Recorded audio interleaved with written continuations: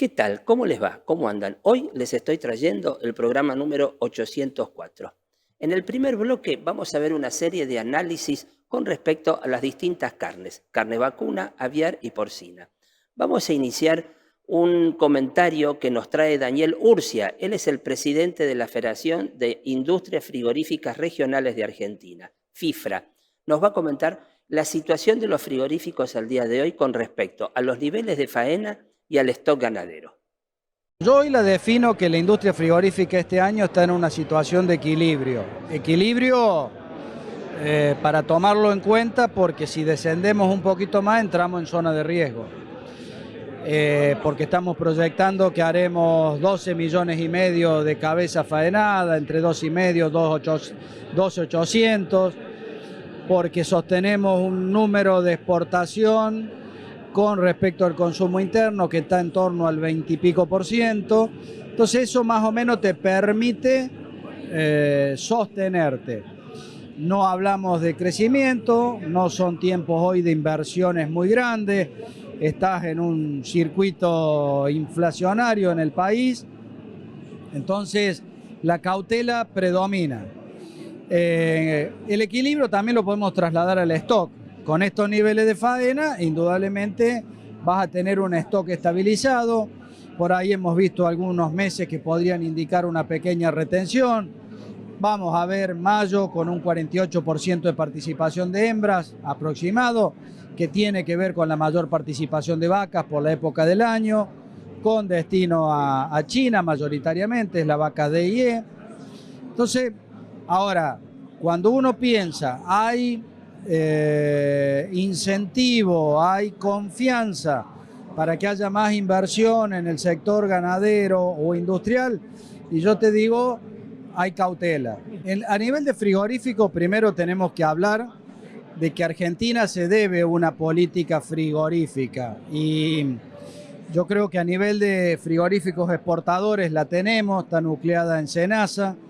A nivel de un estándar básico está, que es en el tipo A de SENASA, y cuando pasamos a las provincias, algunas juegan mejor que otras, pero la gran mayoría no está comprometida. ¿Por qué? Porque nunca hicieron el clic de que el matadero es ineficiente y no tiene los mínimos sanitarios para garantizar la inocuidad del producto. Pero políticamente vende que tener un matadero en el pueblo da trabajo. Esa es una gran mentira, porque termina siendo deficitario y bancado por el municipio. Si todo el pueblo paga la ineficiencia de un matadero con 12, 15 empleados. Primero, hay que entender que la industria frigorífica es una industria de escala. Si no hay volumen, vos tenés un costo mayor de los ingresos que tenés. Para que tengamos un ejemplo, hoy más o menos un promedio, un trabajador debe estar costando cerca de 200.000 pesos, contabilizando SAC, ART, todo por mes. Si yo tengo 100 empleados, tengo que arrancar juntando los 20 millones que voy a pagar de sueldo, porque arranco el día 1 debiendo 20 millones. Más electricidad, más costos fijos, más infraestructura, más inversión. ¿Cuántos kilos necesito producir para atomizar esos 20 millones para que me representen muy poquito sobre el kilo de carne para yo ser competitivo en el abasto interno o en la exportación? Ahí te dio el parámetro de equilibrio. Y eso te lleva a la conclusión que un mataderito haciendo 50 animales al mes no genera lo suficiente para mantener las condiciones edilicias y para pagar los salarios de convenio. Ahora le quita producción al matadero que está a los 100 kilómetros, que podría crecer, pero le faltan esos animalitos para poder superar el punto de equilibrio y poder crecer y generar empleo genuino. Tenemos en la actualidad 370 frigoríficos. Yo te puedo asegurar que tranquilamente el país se abastece con la mitad, y si hubiera la mitad, hubiera mejores condiciones higiénicas sanitarias, habría mayor trabajadores trabajando en esos frigoríficos y tendríamos mayores empresas en condiciones de exportar. Ahora vamos a escuchar a Guido D'Angelo. Él es analista de la Bolsa de Comercio de Rosario. Nos va a hacer un análisis y nos va a comentar cómo viene la faena vacuna, aviar y porcina. La faena se encontró en el 2021 con una situación compleja desde el punto de vista de la limitación de exportaciones y la limitación justamente del consumo interno. Consecuentemente, en 2021 lo que vimos fue la caída de faena bovina más gruesa en 10 años, más importante en 10 años. La faena cayó 7,4%.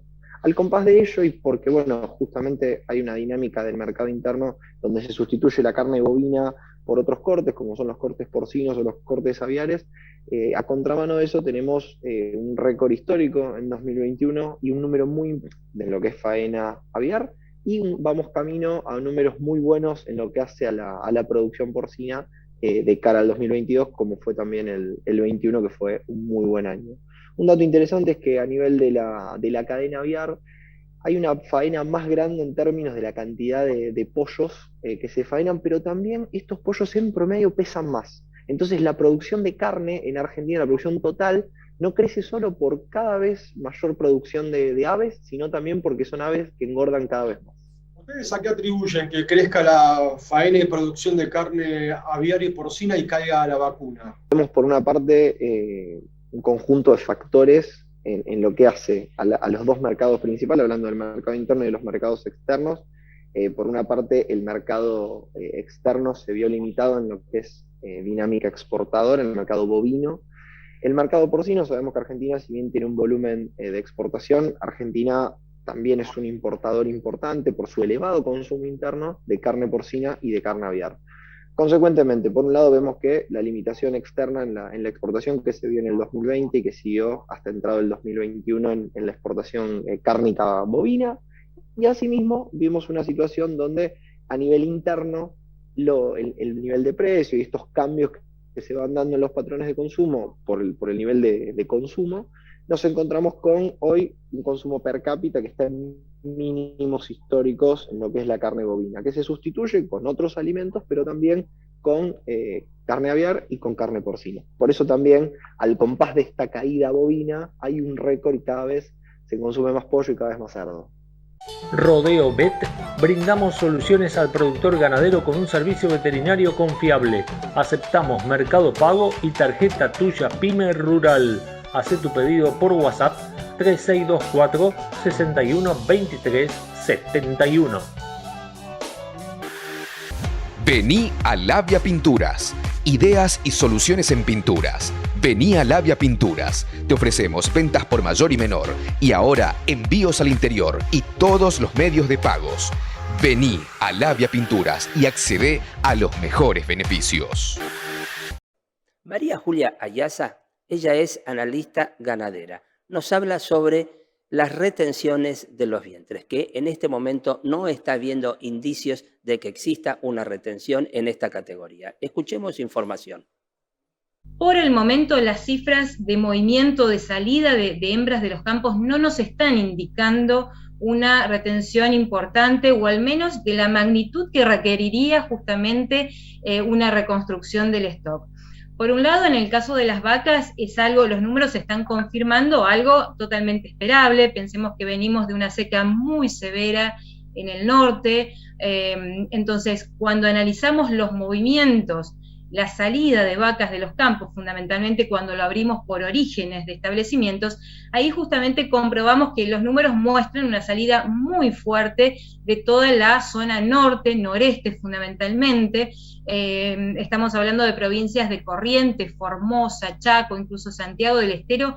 Es muy elocuente lo que muestran estas cifras. Han duplicado la salida de vacas en los primeros 5 meses del año con destino a faena.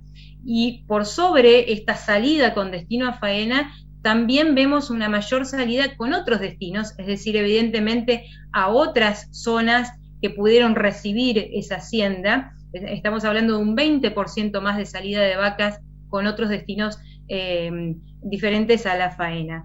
Con lo cual, estas vacas evidentemente han ido a otras zonas, pueden estar todavía una porción reacomodándose como para seguir en el circuito reproductivo, pero otra evidentemente ha salido para terminar de ser engordada, encarnada y enviada a faena. La faena del mes de mayo fue de 1.150.000 cabezas. Esto implica un 2,9% respecto del mes de abril y un 12.4% más que mayo del año anterior. Hay que tener en cuenta que en mayo del año anterior hubo un paro agropecuario muy prolongado en función de o en respuesta al cierre de las exportaciones.